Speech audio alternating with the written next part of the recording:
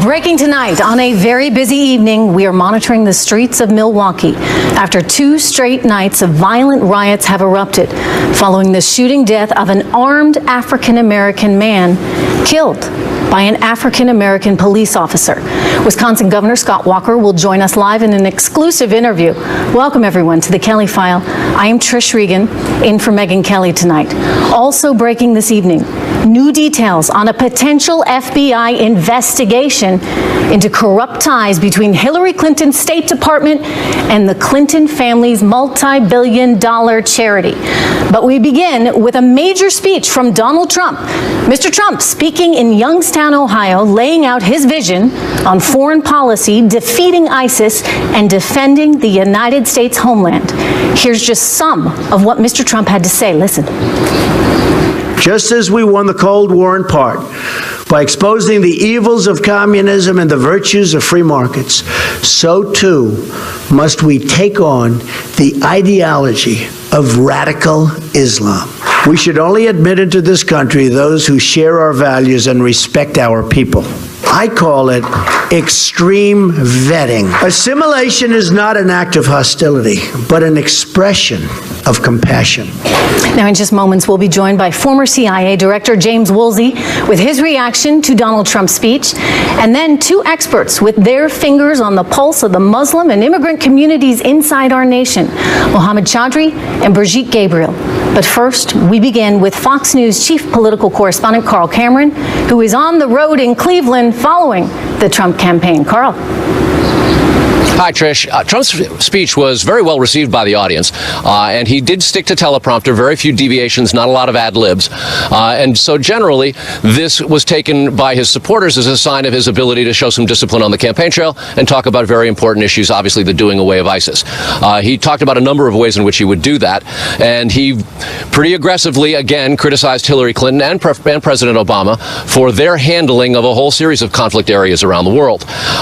He made the point that immigration has to change. He didn't exactly do away with his complete so-called temporary ban on Muslims coming to the U.S., but he modified it to say that there would be the extreme vetting that you heard him talk about there, and said that there would be some countries where visas would not be granted because their vetting would be considered insufficient, and there would have to be a lot of negotiation about that. He said fighting terrorism should be compared to the Cold War. In other words, it would not just be a military battle, it would be one of ideology, of social and economic pressure and battles and penalties. This is the sort of thing that's already going on, of course. And he criticized Mrs. Clinton, particularly on her judgment, questioned her moral character, questioned her mental capacity, and questioned her stamina to do the job, and then got very critical about how President Obama and his administration took the U.S. into conflict and military action in both Egypt and Libya. Watch. President Obama and Hillary Clinton should have never attempted to build a democracy in Libya, to push for immediate regime change in Syria, or to support the overthrow of Mubarak in Egypt. One of the reasons why Donald Trump's judgment gets questioned is because of his sort of self-contradictory remarks and evolving positions. And back in 2011, he had an interview with Greta Van Susteren in which he complained that the U.S. was not doing enough in Libya and said that the Obama administration really should get involved to stop the violence militarily.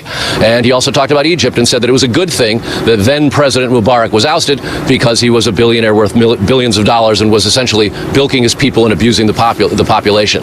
He also suggested that the U.S. should get into a closer relationship with Russia in order to fight ISIS, said that that would be a good thing. And it came on a day where his campaign chairman, Paul Manafort, was actually knocking down a front-page article in the New York Times that suggested that he had received over $12 million in monies, according to accounting ledgers that were discovered by the Ukrainian Corruption Department. He denied there being anything untoward about that and called it yet another example of the liberal media biased against Donald Trump and all things Trump, meaning in this case the campaign chairman. Trish. All right, thank you so much, Carl. Here to react now to Mr. Trump's speech today, Ambassador James Woolsey. He is a former director of the CIA. Ambassador Woolsey, welcome. Good to be with you, Trish. In your view, did Donald Trump lay out a worthwhile plan? I think largely he did. I think this was his best speech. It was coherent. It moved by paragraph, not by sort of random wanderings off. It seemed to me to be something that he'd worked on hard, and his people had worked on hard with him, and it held together. So yes, I think he did a good job. He stuck to the teleprompter then. Let me ask you about some of the specific proposals. He says that he is going to engage in, and we will engage in, extreme vetting. And he repeated that a few times, extreme. What does that mean? I'm not sure exactly what he has in mind, but people need to remember that during the Cold War, we didn't let, for example, a Russian Soviet family into the United States to be tourists without extreme vetting. I mean, we didn't just do it. And it's his way, I suppose, of saying that if people from a country where there's a lot of disruption or potential, Syria, let's say if someone from Syria is going to come to the United States, he needs to really get his background thoroughly analyzed and we need to find out a lot about him and so forth. Whereas if it's somebody coming from New Zealand, it probably takes a minute, if that long, at the airport. I mean, yet, Ambassador, we know, and we have seen this proven, that you don't have to be from Syria to commit a terrorist attack. I mean, when you think about all the Europeans, for example, that could potentially come here because of our visa waiver program. Many of them, and we've seen this play out, unfortunately, in Europe, have Islamic extremism tendencies. How do you vet against all of that? You're exactly right, Trish. That's hard. You are going to miss people if you just rely on that kind of vetting.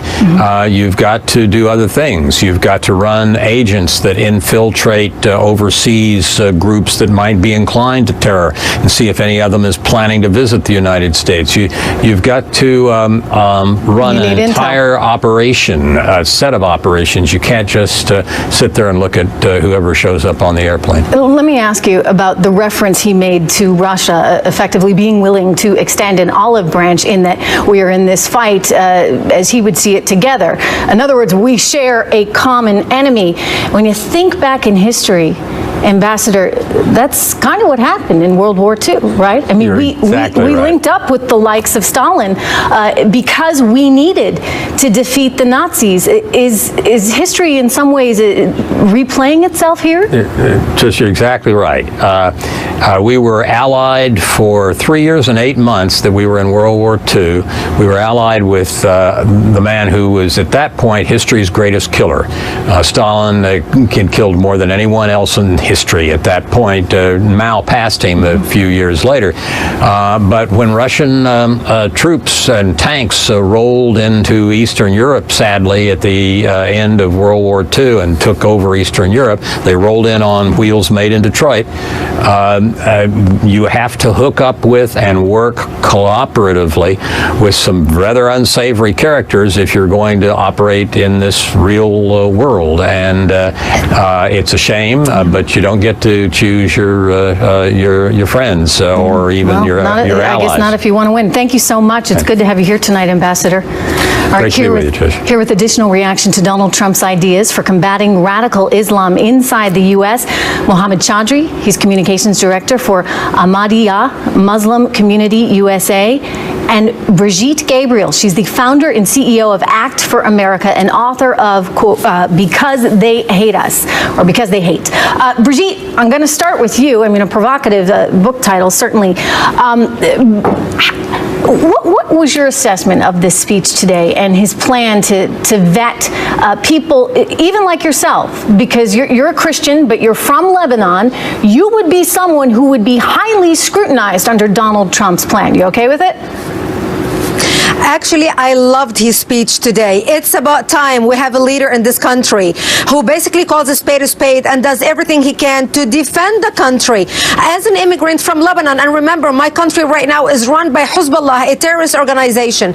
I escaped persecution to come to America because I wanted to live in freedom as a legal immigrant. I came here because I wanted to be a part of the American fabric and contribute to this society. Those are the type of immigrants we want. We do not want immigrants coming here here who hate our way of life, who do not want to live under our constitution, who do not value equality between men and women, who bring a different set of values into this country.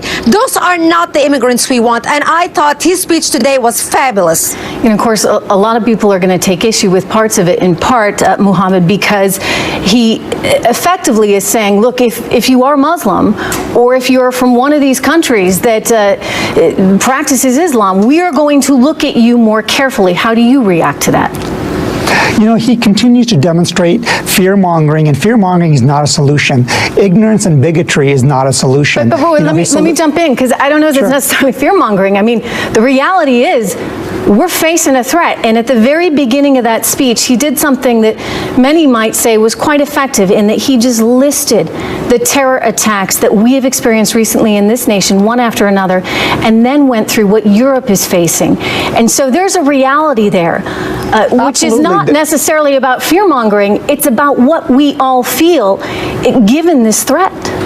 Well, there's two problems. One, he needs to do his homework before he comes up with a solution. First, he needs to join me in visiting a mosque and seeing what is Islam versus extremism. He needs to meet with Muslim leaders like the Khalifa of Islam, His Holiness Mirza Masroor Ahmad, the largest Muslim leader in the world, to understand what he's doing against this. What the issue here is, if it's not fear-mongering, 97% of the people that these extremists kill are Muslims. So this is not Islam versus Christian versus let Jews. me ask you this. How do you fix it? And that was one of the principles of his speech today as well, that we need to call on the Muslim community and work with the Muslim community to get the Muslim community on board to fix this. How do you change it? That's a great point. And the campaign we've launched in America is called True Islam. True Islam takes 11 points that these extremists use to manipulate religion to radicalize youth in particular. And we have the counter narrative, the counter ideology, like he talked about today. The counter ideology is these 11 points. I invite Donald Trump to endorse these 11 points, like freedom of religion, like having equity with women, like no terrorism. So we have a campaign in place in America where we're inviting Muslims and non-Muslims to come join us. And that's how we're going to provide a counter ideology. The only people that agree are the extremists and the Islamophobes that this is religion. This is not Islam. Well, Brigitte, you want to respond to that? Absolutely. We need to keep in mind that what Mahmoud represents here is he represents the Ahmadiyya movement, who only accounts for 20 million Muslims worldwide. It's a fraction. Their movement started only in the 19th century, last century. He believes in angels. So is his followers. These are not the Muslims we are worried about. This is the peaceful movement that reformed Islam. So we want more people like Mahmoud, but he does not represent the radical Islam we are dealing with today and that Trump is talking about. Brigitte, Mohammed, thank you so much. Good to have you here. New reaction tonight to Donald Trump's meteoric rise from businessman to Republican nominee. Our next guest explains Trump's seemingly unstoppable rise by framing it in terms of some of his most loyal supporters, working class white Americans. Author J.D. Vance joins me next. Plus, fears we could see another night of riots in Milwaukee tonight after protests over a police-involved shooting this weekend leave one major U.S. city on edge. Governor Scott Walker is here exclusively. Burning down ain't gonna help nothing. Don't burn it down. We need in our community. Take that to the suburbs. Burn that.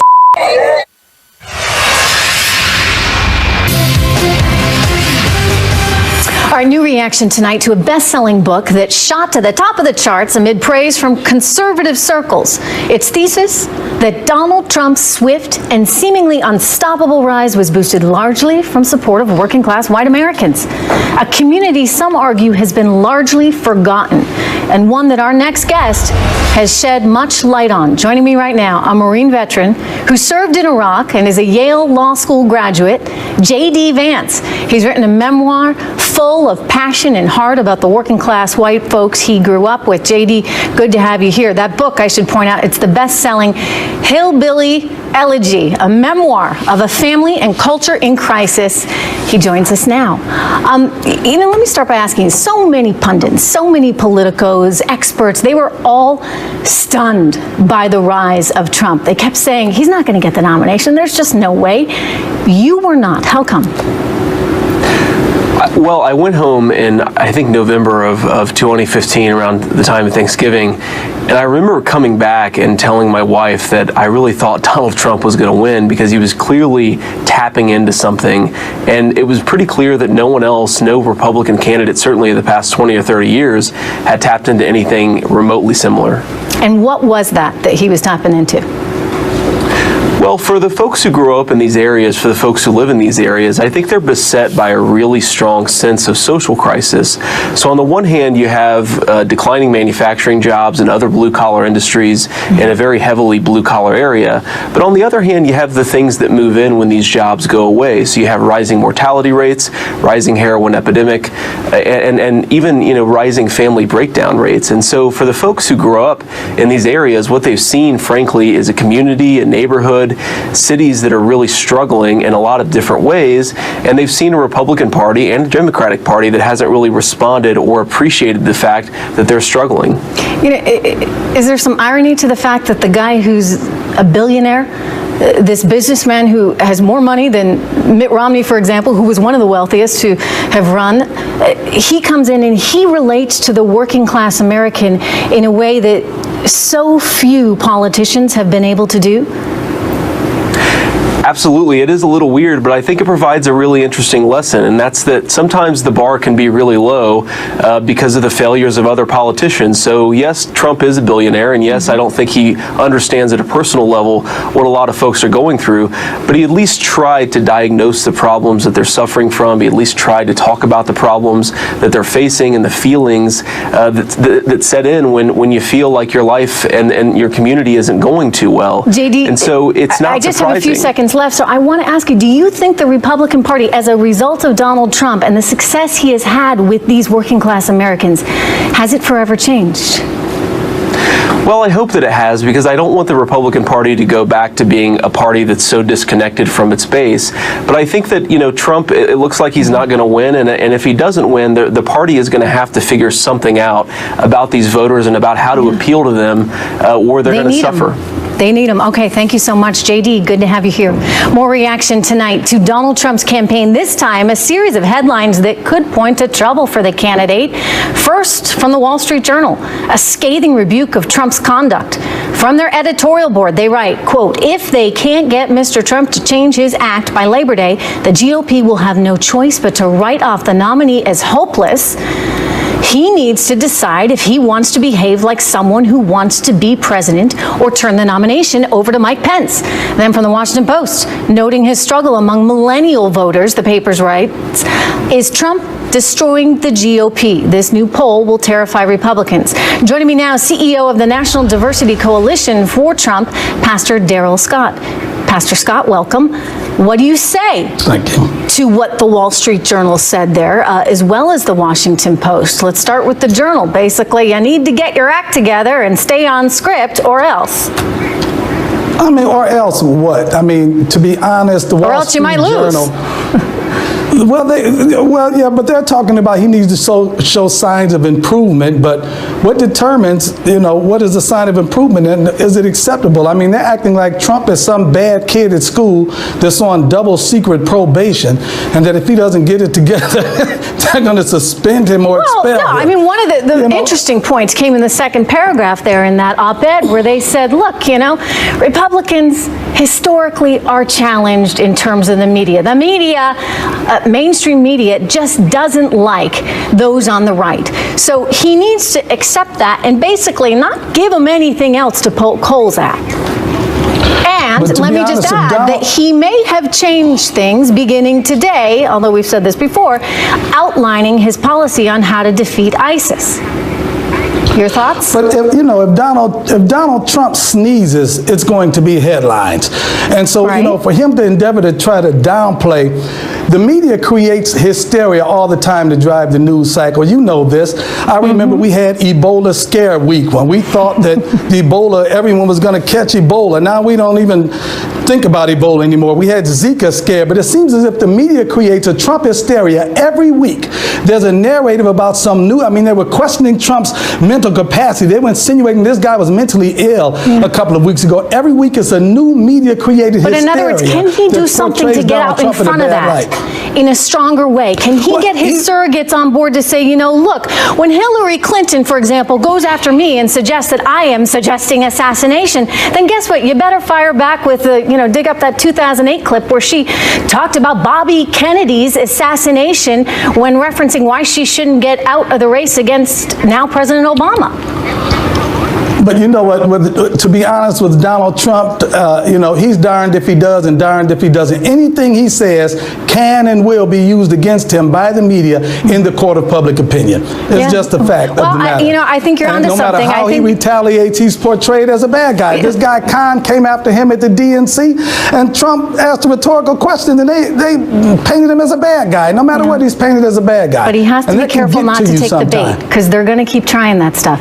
And he doesn't have a lot of time. When they keep saying that, watch this now, when they say Trump needs to act presidential, what's presidential? Don't be emotional, be evasive. Is Hillary presidential when she lies through her teeth all the time? Is it presidential to dance on Ellen or to blow a saxophone on Arsenio Hall show? I mean, just exactly what is presidential? Fair points. Pastor, good to see you. Thank you. Coming up, everyone, members of Congress will get their hands soon on key evidence from the FBI's probe of Hillary Clinton's private server. Why interference from the Obama State Department could delay that process. And growing fears of riots in Milwaukee tonight after weekend protests over a police shooting left parts of the city looking like a war zone. We've got new details about the shocking relationship between the two men involved in this shooting. Next, we speak with Governor Scott Walker exclusively on if he expects rioting in his state tonight. This boy knew my brother personally from high school. They knew each other. You knew exactly how my brother was, and you shot and killed him. Growing fears of riots tonight in one major U.S. city after a police-involved shooting this weekend leaves part of Milwaukee looking like a war zone. A handful of police were injured, their patrol cars torched, and a half a dozen businesses nearly burnt to the ground on Saturday in protests that erupted over the fatal shooting of a black man by police on Saturday. Things got so bad that the National Guard was requested on Sunday. And while they were never officially called into action, we did see more arrests, more looting, and more officers injured. In preparation for what could be a long night, a 10 p.m. curfew has been put in place for teenagers in Milwaukee tonight. And amid reports that journalists are being attacked as well by these so-called protesters, some residents are prepared for another potentially tense night. In just moments, Wisconsin Governor Scott Walker will join us for a Kelly File exclusive. But first, we go to Matt Finn in Milwaukee with more on what to expect tonight. Matt. Good evening. Well, everyone in this immediate area in this community is on edge yet again. Police and neighbors hoping that this is not night 3 of these violent protests that we have seen. Last night we were there and watched as police officers were hit with bricks and bottles. It was very painful to watch as they walked limping away. The mayor is pleading for peace in the streets and has urged parents to find their kids and, quote, pull them in the house by the ear if needed. Police say 75 different separate incidents of shots fired. An 18-year-old male was shot in the neck last night. He's expected to be okay. 12 police officers overall have been hurt. This is all sparked by that shooting on Saturday when a black police officer shot and killed Seville Smith. Police say the traffic stop went bad when Smith took off running. He was armed with a fully loaded semi-automatic weapon. Police say he did not comply with an order to drop his weapon. Friends and family and neighbors tonight have gathered at a nearby vigil, and Smith's own father says he was a bad role model and takes blame for his son's death. I have to blame myself for a lot of things too, because your hero is your dad, and I played a very big part in my family's role model for us being on the street, doing things of the street, like entertaining, drug dealing, and pimping. That 10 p.m. curfew issue tonight, neighbors waiting to see if that will agitate teenagers, whether or not they will comply with police. The National Guard is here, although they are not deployed on the streets. And there is new information tonight that the victim's sister alleges that her brother knew the police officer who killed him. We have not independently confirmed that, and we will keep you guys posted as the situation develops tonight. Back to you in New York. Thanks, Matt.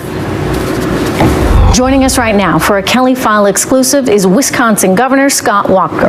Governor, welcome. Good evening. Good to be with you. Sorry about the circumstances, obviously. Yeah, no, of course. Who do you blame for this right now? Well, the individuals that responded, first and foremost, the individual who was involved in a crime and fled from officers, put us in a difficult position in the first place here. And then you had a number of people who decided that instead of taking it out through the normal legal process, weighing out their objections or whatever that might be, they decided to take it to the streets. And that's the problem. That's criminal activity, and that's going to not be accepted in the city of Milwaukee, in Milwaukee County, or in the state of Wisconsin. How concerned are you about additional violence tonight? Well, we're hoping that things have eased down. I just talked to my friend Sheriff David Clark, who made the request early on Sunday morning after a long, late Saturday night and early Sunday morning worth of the problems we saw in Milwaukee.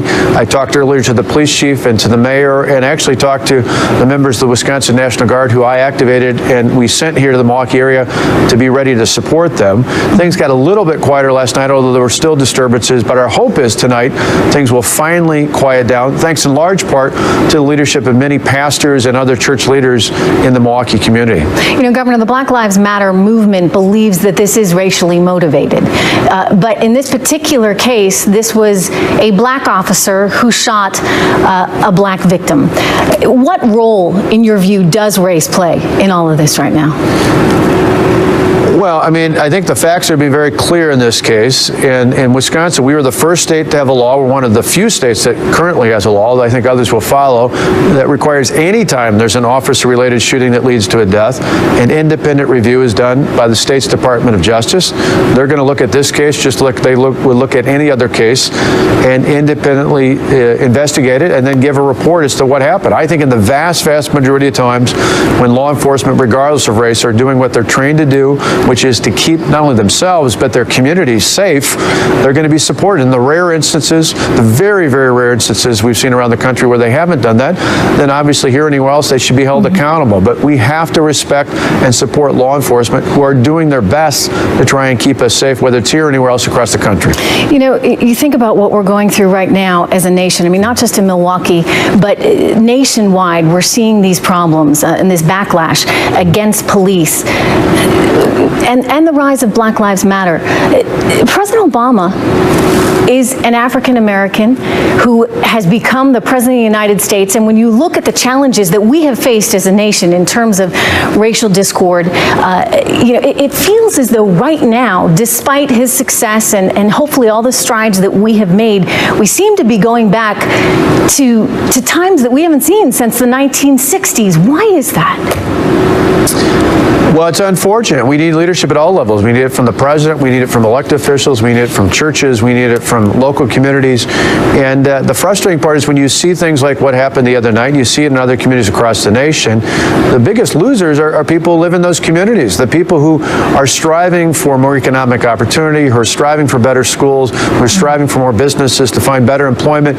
Well, when you see things like a fire or a riot, individuals are less likely to invest in those communities. Now, I hope that's not what happens here. I hope we can put a renewed focus and recognize the people in Sherman Park, this neighborhood that was affected. My kids were born just a few blocks away at St. Joseph's Hospital. There are good, decent people with great employers, great businesses, great churches in this area. I don't think it's a reflection of the people who live in that neighborhood. Unfortunately, a few have drawn attention to it, but we need people to stand up and say, we're not going to take this anymore. We're going to demand that people follow the law and follow the right ways to get people back to work and to get better schools in our nation. Final question to you. Donald Trump will be in Wisconsin tomorrow. Do you anticipate being at his event? Yeah, I hope to. My hope is that things have quieted down enough.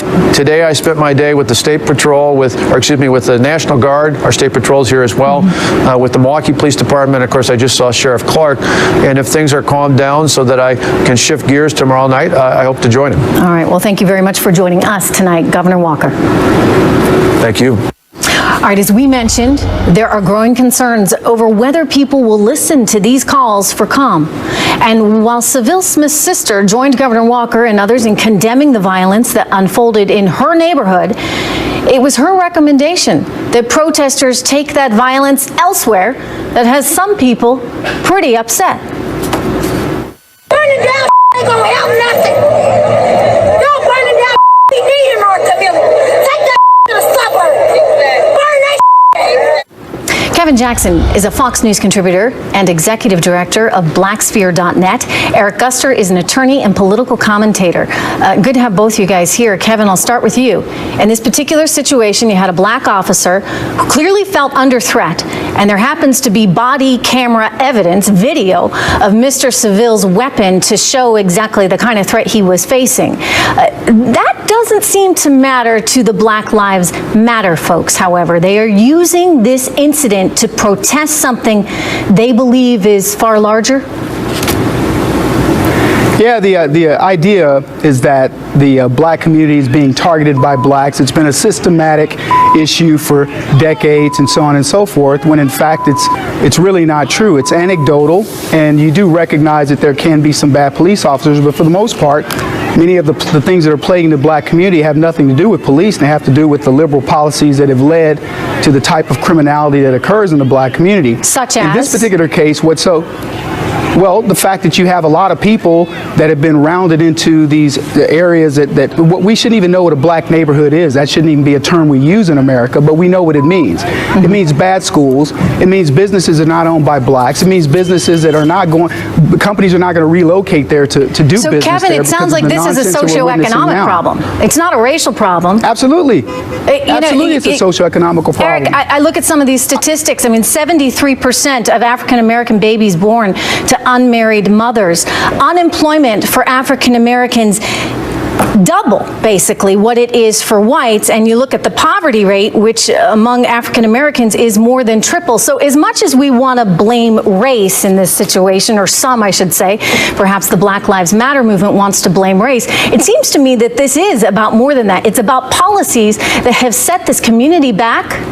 Well, it's about policies in Milwaukee that, for example, Governor Scott Walker, he shut down the light rail proposal that would allow people from the inner city to go and get jobs in the suburbs. Milwaukee is a tale of two cities where you have the people with and the people without. And many of those people without are stuck in a situation where they have failing schools, they have so why not limited go out jobs, and change it? And that's why they're trying, their voices aren't being heard. Okay, so why not go out and change it? Why take to the streets? Why loot? Why destroy businesses? Why destroy your own community? Why not call for change among your lawmakers? They have called for change. They asked the Department of Justice to come in a couple of years ago based upon a shooting, and they did not do that. Just like we saw in the Ferguson report, just like we saw in the Baltimore report, these police, so let me ask you this: why is the solution now? They have policies that go against certain segments of the population. So you're gonna torch police cars, and by the way, we got these reports tonight. Journalists are being chased down by these thugs. Two separate reports. One BuzzFeed journalist who goes out and covers protests,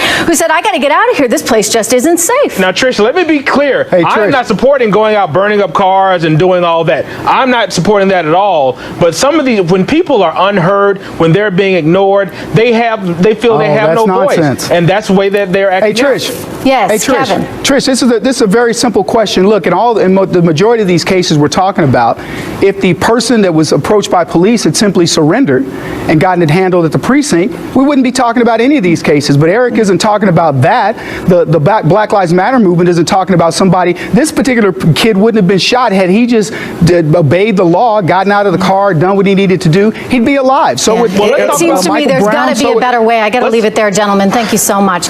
Coming up, a local imam is fatally ambushed on the streets of New York City, and Donald Trump is blamed. There's a surprising twist tonight on the real motivations of this killer.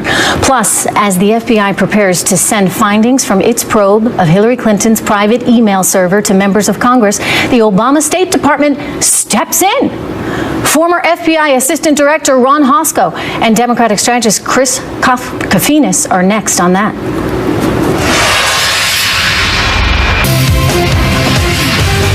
All right, developing tonight. At any moment now, members of Congress are set to receive key documents from the FBI's investigation into Hillary Clinton's use of a private email server. But now, guess what? We're learning there's some last-minute interference from the State Department. For For more, I'm joined by Ron Hosko, former Assistant Director of the FBI and President of the Law Enforcement Legal Defense Fund, and Chris Kofinas, a former Senior Advisor to the presidential campaigns of Wesley Clark and John Edwards.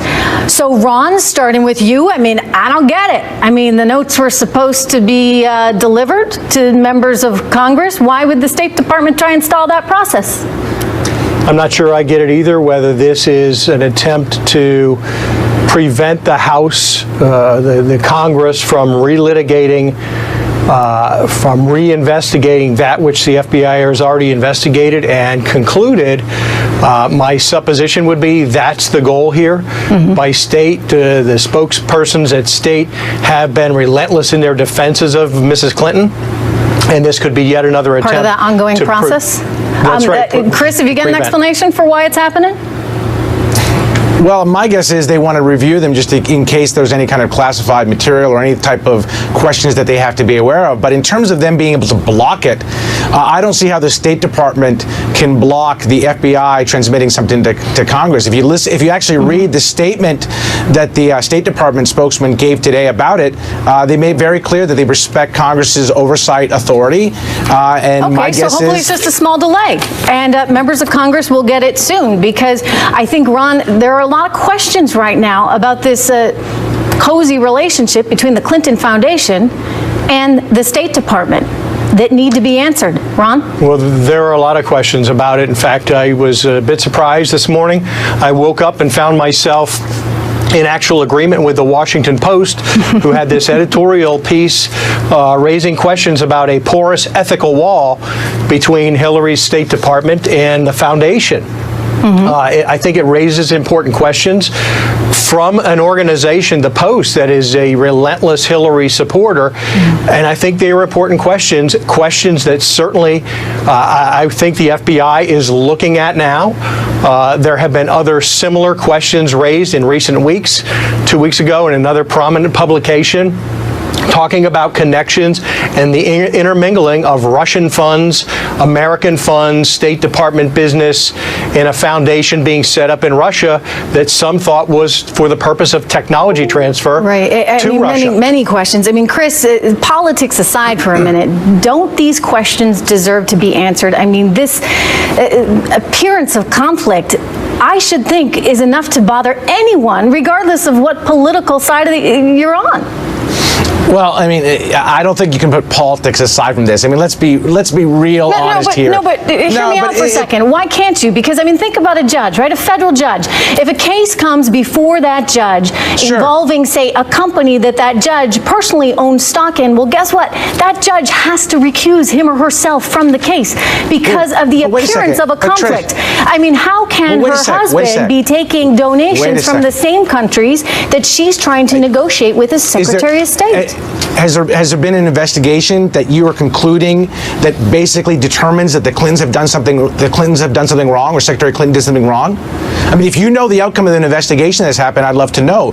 The reality is, I understand that people are going to glob on to whatever they believe they want to believe about the Clintons, and I get it. That is politics. No, I just think there are standards. I mean, we're American citizens that deserve better than that. We don't need, for example, our State Department working on behalf of UBS to get some clients out of being examined, and then suddenly Bill Clinton gets $1.5 million from UBS. I got to run. I'm up against a hard break, but thank you so much, gentlemen. We're back with more of the Kelly File right after this. Developing tonight, new details are revealing a possible motive behind an execution-style shooting that unfolded steps away from a New York City mosque, causing the death of a local imam and his associate. An instant finger-pointing at GOP nominee Donald Trump. For more on that, we turn to Trace Gallagher in our West Coast newsroom. Trace. Trish, it happened moments after Saturday prayers. The imam and his friend were walking outside the mosque in Queens, New York, when both were ambushed and shot in the head at close range. The killings appear to have been captured on surveillance video, and it wasn't long after the shootings that some Muslims who live in the neighborhood called it a hate crime, blaming Donald Trump, saying his anti-Muslim rhetoric set the stage for this attack. That sentiment was also echoed by Muslim leaders around the world. Watch. For those in leadership like Mr. Trump and Mr. Giuliani and other members of other institutions that project Islam and Muslims as the enemy, this is the end result of their wickedness. Even New York Mayor Bill de Blasio suggested this is a case of Muslims being in the, quote, perpetual crosshairs of bigotry. But New York police say there is no evidence this had anything to do with religion. Instead, they point to an ongoing feud between Muslims and Hispanics in the neighborhood, saying this may have been a payback after a group of Muslims allegedly attacked some Hispanics a few weeks ago. And tonight, police say they have a Hispanic man in custody who they think is the killer. The Trump campaign also responded to being blamed, calling it highly irresponsible and obviously politically motivated. All right. Thank you, Trace. We're going to be right back.